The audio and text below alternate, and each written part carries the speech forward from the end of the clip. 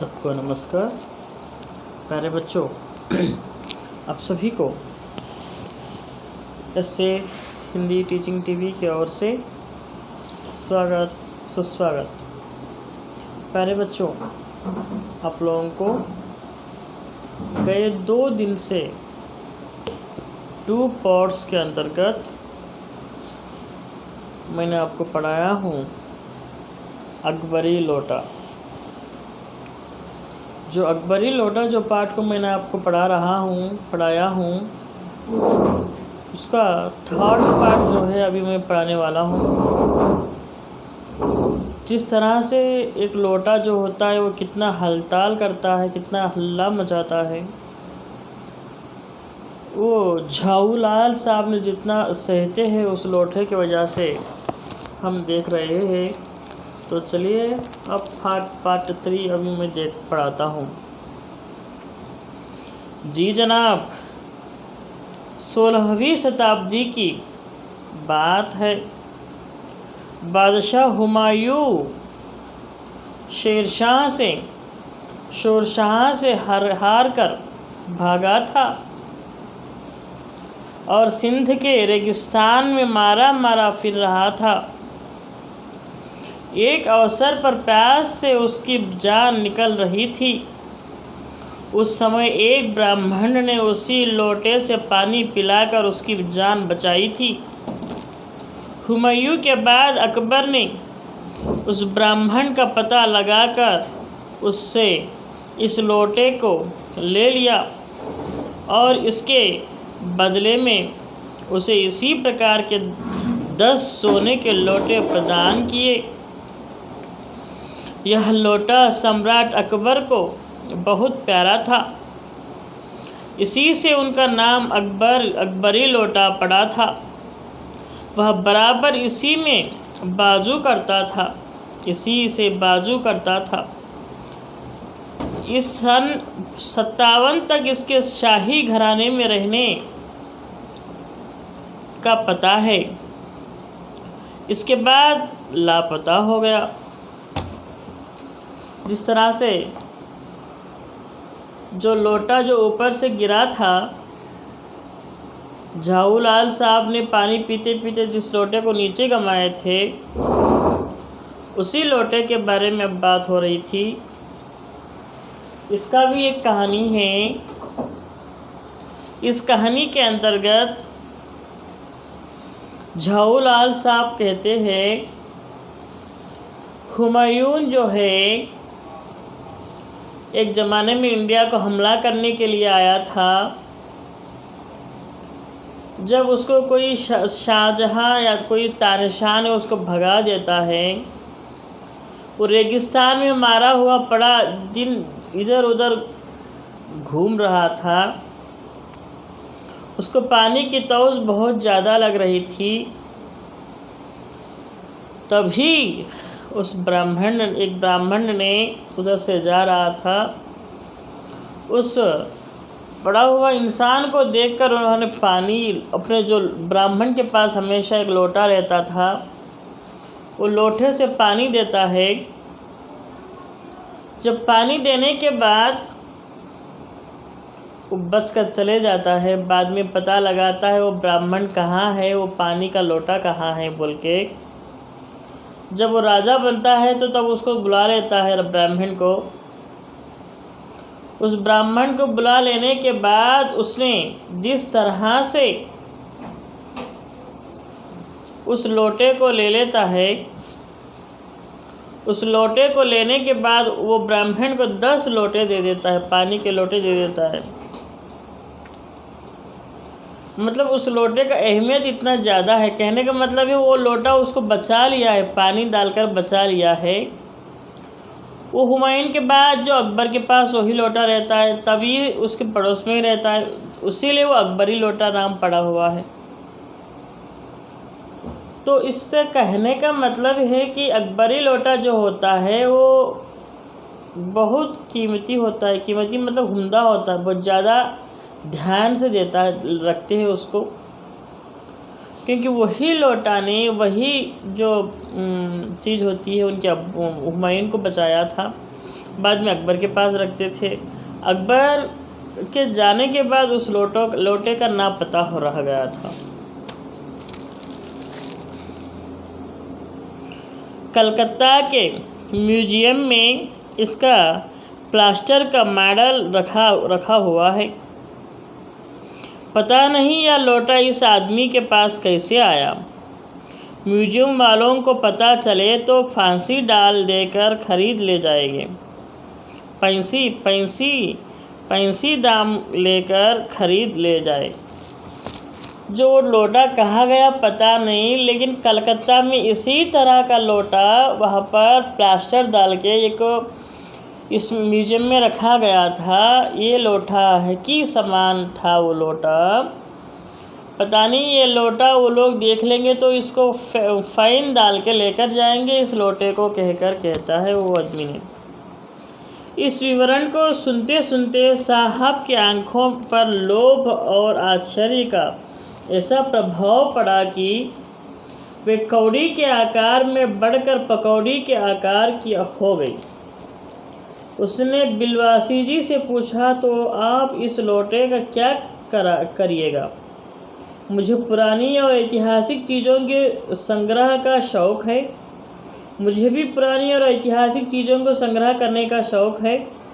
जिस समय यह लोटा मेरे ऊपर गिरा था उस समय मैं यही कर रहा था। उस दुकान से पीतल की कुछ पुराने मूर्तियाँ खरीद रहा था। जो कुछ हो लोटा मैं ही खरीदूँगा। वह आप कैसे खरीदेंगे? मैं खरीदूँगा, यह मेरा हक है। हक है? ज़रूर हक है। यह बताइए कि इस लोटे के पानी से अपने स्नान किया या मैंने? आपने? वह आपके पैरों पर गिरा या मेरे आपके? अंगूठा उसने आपका भुरता किया या मेरा आपका? इसलिए यह खरीदने का हक मेरा है। जब वो सेठ जी ने, जो अंग्रेज़ी ने, कहता है कि उसको मैं खरीदूँगा, उसको जितना दाम देना है उतना दे दूँगा। जैसा कि पुराने चीज़ों को संग्रहालय को पुराने चीज़ों को लेकर अपने घर में रखना मुझे बहुत आदत थी, इसलिए कितना भी पैसा जाए मैं खरीदूँगा बोल के कहता है। उसके सामने वाला इंसान जो बेचने की बात हो रही थी उसको बहुत ज़्यादा लालच आ गई थी, तो उन्होंने कहता है मुझे भी है इस लोटे को लेने का इरादा। तो उन्होंने कहता है वो पानी किसके ऊपर पड़ा था, मेरे ऊपर या आपके ऊपर? आप ही के ऊपर, सामने वाला कह रहा था। जो उसका चोट लगी थी मेरे को लगी थी या आपको लगी थी? आपको लगी थी। जो पानी से नहाया मैं नहाया था या आप नहाए थे? आप ही नहाए थे। तो इसको लेने का हकदार मैं तो बनूंगा ना, कहते हैं वो अंग्रेज़ इंसान ने। मैं 150 देता हूँ, इसलिए इस खरीदने का एक हक मेरा है। यह सब बकवास है। दाम लगाइए, जो अधिक दे वह ले जाए। यही सही। आपका 50 रुपये लगा रहे थे, मैं 100 देता हूँ, मैं 150 देता हूँ, मैं 200 देता हूँ, अजी मैं 250 देता हूँ। यह कहकर बिलवासी जी ने 250 के नोट लाला झाऊलाल के आगे फेंक दिया। साहब को भी ताव आ गया। उसने कहा, आप 250 देते हैं, मैं तो 500 देता हूँ, अब चलिए। बिलवासी जी अफसोस के साथ अपने रुपये उठाने लगे, मानो अपनी आशाओं की लाश उठ रहे हो। साहब की और देखकर उन्होंने कहा, लोटा आपका हुआ, ले जाइए, मेरे पास 250 से अधिक नहीं है। यह सुनना था कि साहब के चेहरे पर प्रसन्नता की खूंची गिर गई। उसने झटक कर लोटा लिया और बोला, अब मैं हंसता हुआ अपने देश लौटूंगा। मेजर इगलस की डींग सुनते सुनते मेरे कान पक गए थे। मेजर डगलस कौन है? मेजर डगलस मेरे पड़ोसी है। पुरानी चीज़ों के संग्रह करने में मेरी उनकी होड़ रहती है।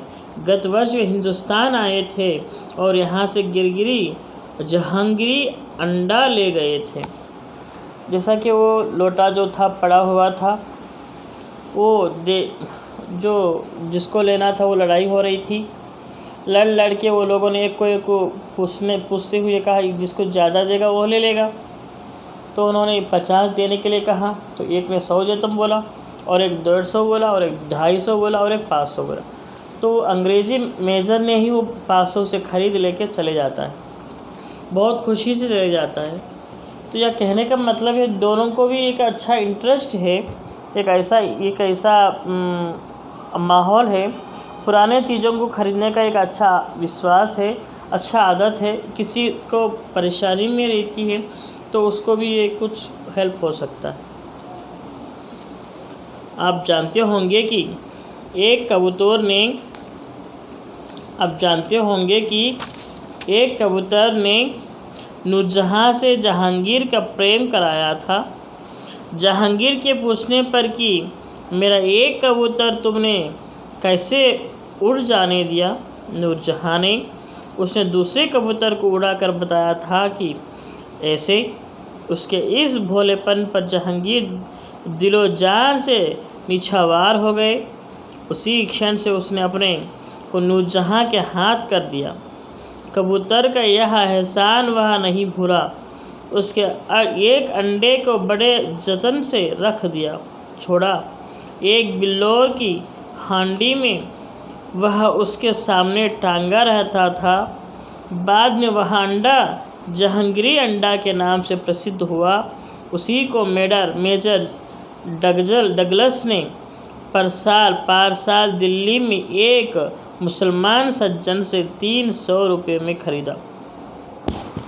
जैसा कि ये पुराने चीज़ें जो लोग होते हैं, पुरानी चीज़ को ख़रीदने का जो एहसास होता है, प्यार होता है, उन लोग कितना भी दे करके वो लोग लेने के चक्कर में ही रहते हैं। वो लेते हैं तो उनको अच्छा लगता है। पुराने चीज़ों को वो ख़रीद लेने में उनको बहुत मज़ा आता है। इस तरह सोचेंगे, इस तरह से कहेंगे तो देखो यहाँ पर एक पुराना लोटे को 500 में ख़रीद लिया है। किसी को अपना एक ये होता है, शानदार तरीका होता है, एक अच्छी आदत होती है, एक प्यार होती है। इसके अंतर्गत ये सब होते रहते हैं। मैं ये कहना चाहता हूँ प्यारे बच्चों, किसी को कुछ खाने का मन करता है, किसी को और खाने का मन करता है, किसी को और खाने का मन करता है। तो किसी को नए कपड़े पहनने का मन करता है, किसी को पुराने कपड़े पहनने को मन करता है, किसी को कपड़े पहनना ही मना करता है। लेकिन किसी अपना हिसाब से, अपना बलबूते पर अपना जो नए कामें होते वो कर लेते रहते।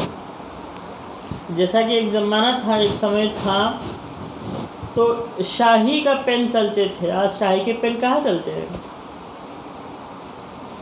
तो ये पेन, शाही के पेन से लिखते हैं तो बहुत बढ़िया वो लिखते रहते थे। तो बाद में मामूल पेन से आए 10 रुपये, 50 रुपये, 100 रुपये। आजकल तो बहुत ज़्यादा खरीद वाले पेन भी आए थे। लिखने का ढंग एक ही होता है, लेकिन खरीदने के पेन के हिसाब से होता है। किसी को लाख रुपए, 50,000 का पेन खरीदने का मन करता है, किसी को 2 रुपये या 5 रुपये, 10 रुपये, 15 रुपये, 20 रुपये, 50 रुपये का पेन लिखने का मन करते रहता है। कहने का मतलब ये है, किसका अनुसार, किसके हिसाब के अनुसार, अपना हिसाब से, अपना मर्जी से, अपने प्लान से जो कामें करते हैं वो अपना हिसाब से करते हैं। उसी तरह से यहाँ पर एक अंग्रेज़ी मास्टर को, अंग्रेज़ी मेजर को पुराने सामान खरीदने की, पुराने विषयों को देखने की, पुराने जो भी चीज़ें उनको इकट्ठा करने की एक आदत थी। वो आदत की वजह से ही इन्होंने आज इसी अकबरी लोटा को 500 में ख़रीदा है। 500 मतलब जब के दिनों में 5,000 से ज़्यादा है, 50,000 से भी ज़्यादा है। तो उन लोग जब चीज़ का अहमियत जानते हैं इसलिए वो लेते हैं। एक ज़माने में इन्होंने 100 साल, जैसा कि ये लोटा लेने से पहले ही अकबर अंडा भी खरीद लिया है। ये एक बड़ा हिस्ट्री है। तो मैं ये पूरे आपको इसलिए बता रहा हूँ प्यारे बच्चों, आप लोगों ने अपना अपना हिसाब से चलिए। आपका जो सोच है, आपका जो रेस्पेक्ट जो है, आपका जो कहना है, आपका मन जो करता है उसी को करो। किसी को नुकसान मत दियो, किसी को परेशानी मत करो, बस अपना हिसाब से आगे बढ़ते जाओ। ये सब कहते हुए आप सबको ऐसे हिंदी टीचिंग टीवी की ओर से और एक बार इस लेसन को पार्ट 3 कंप्लीट हुआ है, पार्ट 4 कल पढ़ाऊँगा कहकर यहाँ तक रोकता हूँ। आप सबको धन्यवाद अदा करता हूँ, थैंक यू अदा करता हूँ, शुक्रिया अदा करता हूँ। अल्लाह के फजल से आप लोगों ने मेरे ऐसे हिंदी टीचिंग टीवी चैनल को सब्सक्राइब कर रहे हो, लाइक कर रहे हो, शेयर कर रहे हो, तो आपको तहे दिल से धन्यवाद, नमस्कार, थैंक यू अदा करते हुए यहाँ तक रोकता हूँ। शुक्रिया, थैंक यू।